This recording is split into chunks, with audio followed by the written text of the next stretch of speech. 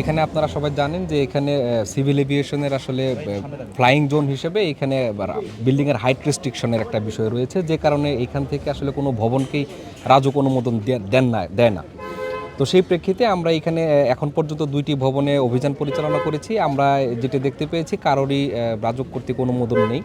তো যে কারণে আমরা ওই ভবনগুলোতে কিছু অংশ অপসারণ করছি এবং ভবন মালিকদের কাছ থেকে আমরা অঙ্গীকারনামা গ্রহণ করছি যে তারা আগামী একটা নির্দিষ্ট সময়ের ভিতরে, সেটা কোনো ভবনে হয়তো 15 দিন, কোনো ভবনে হয়তো 1 মাস সময় দিয়ে সেই সময়ের ভিতরে তারা বাকি অংশটুকু নিজ দায়িত্বে অপসারণ করবেন। এবং সেই সাথে এই সমস্ত ভবনের যে বিদ্যুৎ সংযোগ রয়েছে সেটাও আমরা বিচ্ছিন্ন করে দিচ্ছি, যাতে আমরা চলে যাওয়ার পরে তারা আর কাজ কন্টিনিউ করতে না পারে। আর এখন পর্যন্ত 2টি ভবনে অভিযান পরিচালিত হয়েছে, কাউকে এখন পর্যন্ত জরিমানা আমরা করিনি। আমরা আজকে বিকেল পর্যন্ত এই এলাকায় যত আন্ডার কনস্ট্রাকশন বিল্ডিং রয়েছে সবগুলোতেই যাব। অপরাধের মাত্রা বুঝে হয়তো আমরা সামনে জরিমানা করলে আমরা সেটা আপনাকে পরবর্তীতে জানিয়ে দেব।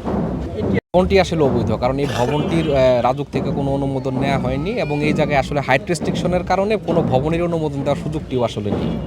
টানা তৃতীয়বার অর্জন করেছে দেশের সেরা সুপার ব্র্যান্ড স্বীকৃতি বসুন্ধরা টিস্যু।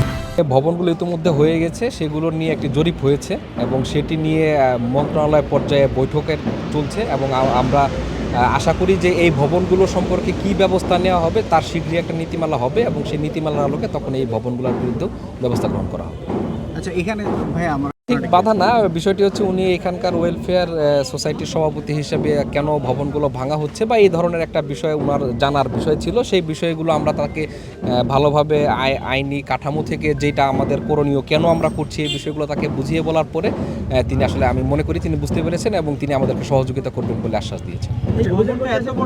ভবনের একদম যখন পিলার গাঁথা শুরু হয় তখন থেকেই আসলে রাজুকের যে এখানকার ইমারত পরিদর্শক রয়েছেন তিনি বারবার এসে তাদেরকে বাধা দিয়েছেন বা নিষেধ করেছেন, কিন্তু মালিক পক্ষ কোনো কারণে সেটি আসলে শুনেননি বা সেটি আসলে বন্ধ করেননি, নির্মাণ কাজ বন্ধ করেননি। এই বিষয়গুলো আসলে ঊর্ধ্বতন কর্তৃপক্ষের বিবেচনায় নিশ্চয়ই আছে। আমরা আজকে এইখানে কাজ করতে এসে যে অভিজ্ঞতা হচ্ছে সেগুলো নিশ্চয়ই আমরা তাদের সঙ্গে শেয়ার করব এবং এর প্রেক্ষিতে নিশ্চয়ই একটি ফলদায়ক একটি সমাধান তারা নিশ্চয়ই বের করবে।